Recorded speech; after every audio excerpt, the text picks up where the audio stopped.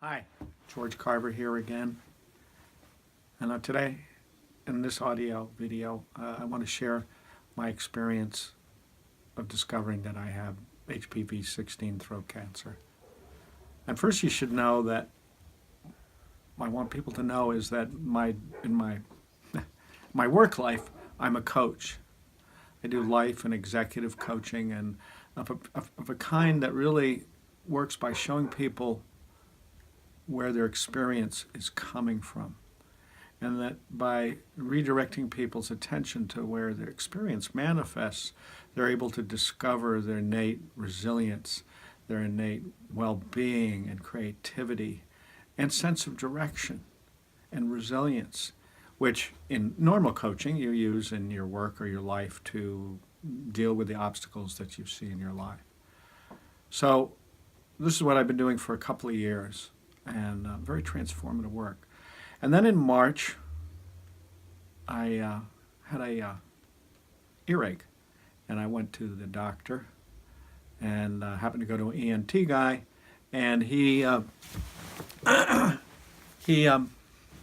palpated my tonsil and said there's something hard in there.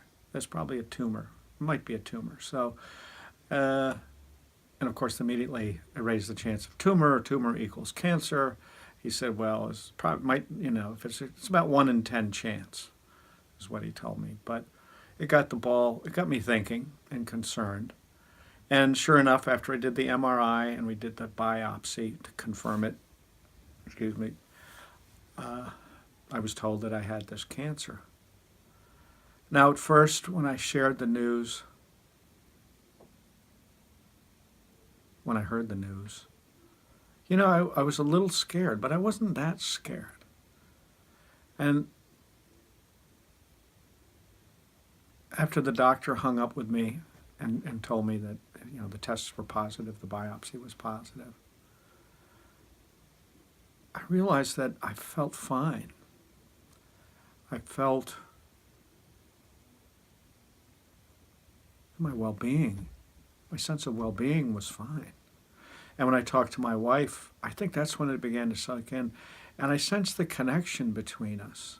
We've been married for 26 years. And I just knew that the connection somehow couldn't be affected by anything the cancer could do to me. There wasn't anything, even if I died, that would affect this connection.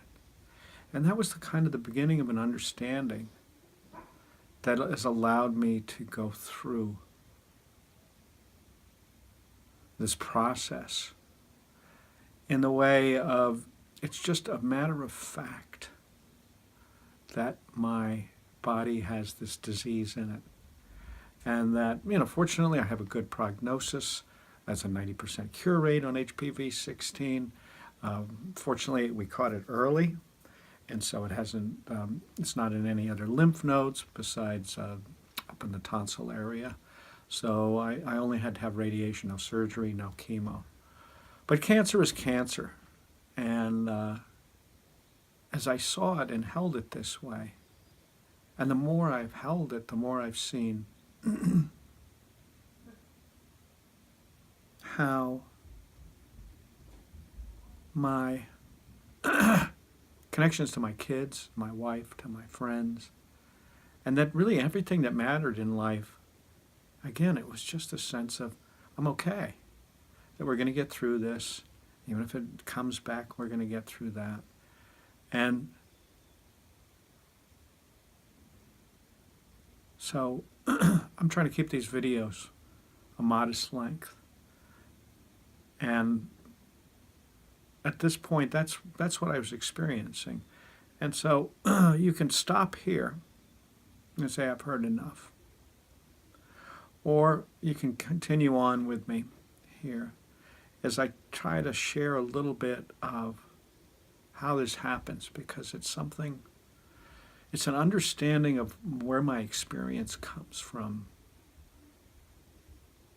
that puts me in this place of having this kind of ease and well-being around it. And I should say that when I shared my news of the cancer with my immediate family and everyone else, they were affected by how I held it. Yes, they had concern, but I think they felt the well-being I had. And it made it so much easier for people to support me and for me to be supported. So let me continue then. I'm going to stop here and pick up momentarily in the next video. Thanks.